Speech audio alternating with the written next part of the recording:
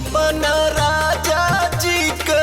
दिलवा काहे तोड़े लुए जान अपना राजा जी के दिलवा काहे तोड़े लुए जान तो कामुरी फोड़ी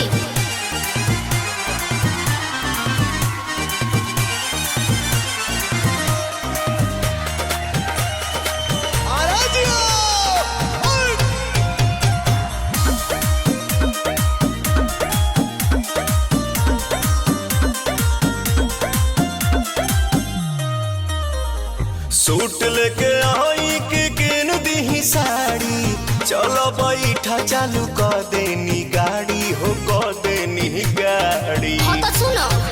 अरे लोहिलो ना जाई के बजारे रे कोसरिया बोलम झूठो हूँ कहेला ये सवारे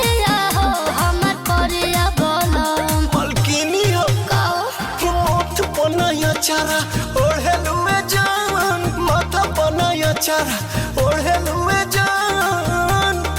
अपना राजा जी